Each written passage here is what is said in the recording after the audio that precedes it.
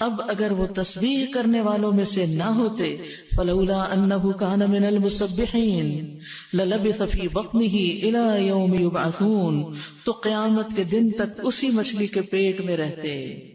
بہت بڑا سبق ہے اس میں، کیا کہ اس تسبیح کی وجہ سے وہ مچھلی کے پیٹ سے نکلے، مصیبت سے نجات پائی۔ کیا ہے تسبیح؟ لا الہ الا انت سبحانک انی کنت من الظالمین۔ ایک طرف اللہ کی پاکی بیان کی، دوسری طرف اپنی غلطی کا اعتراف کیا۔ تو اللہ سبحانہ وتعالی نے ہمیں خبر دی ہے کہ وہ وہاں تسبیح کر رہے تھے، وہ نماز نہیں پڑھ رہے تھے وہاں، یا کچھ اور نہیں کر رہے تھے، تسبیح کر رہے تھے، کیونکہ مچھلی کے پیٹ میں اور کیا کر سکتے تھے، اور یہ تسبیح کرنا ہی ان کی نجات کا سبب بن گیا۔ تو یاد رکھیے، انسان کا نیک عمل اس کے کرنے والے کو اٹھا کھڑا کرتا ہے۔ خوشحالی میں کی ہوئی عبادت تکلیف میں کام آتی ہے۔ جیسے عام دنوں میں اگر آپ اچھی غذا کھاتے ہیں نا اور آپ کی امیونٹی اچھی ہو تو اول تو جراثیم اثر نہیں کرتے، اور اگر کوئی انفیکشن ہو بھی جائے تو آپ جلدی ریکور کر لیتے ہیں۔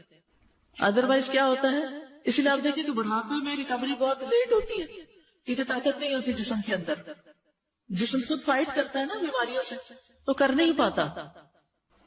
تو یونس علیہ السلام پہلے بھی نیک کام کرتے تھے، بیچ میں تھوڑی سی غلطی ہو گئی، اور جب مچھلی کے پیٹ میں گئے تو کہا اللہ میری غلطی، مجھ سے قصور ہوا، تو اللہ تعالیٰ نے ان کی سن لی۔ تو نیک اعمال جو ہوتے ہیں وہ انسان کی مصیبتوں کو دور کرنے کا ذریعہ بھی ہوتے ہیں۔ یاد کریے ان 3 لوگوں کا قصہ جو ایک سفر پہ جا رہے تھے، بارش ہوئی تو ایک غار میں چلے گئے، اور اتنے میں کیا ہوا، پتھر اوپر سے آ کے گرا اور دہانا بند ہو گیا اور وہ اندر قید ہو گئے۔ تینوں نے زور لگایا، پتھر ہلنے کا نام نہیں لے رہا تھا۔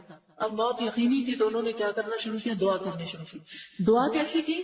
اپنے نیک عمل کو وسیلہ بنا کے، اللہ میں نے جو یہ اور یہ کام کیا تھا اس کی وجہ سے میری اس مشکل کو آسان کر دے۔ اسی لیے جب آپ چاہیں کہ آپ کی کوئی مشکل آسان ہو، ایک طرف تسبیحات، دوسری طرف صدقہ خیرات، اور ساتھ اس کی دعا۔ اور انہوں نے دعا کس طرح کی؟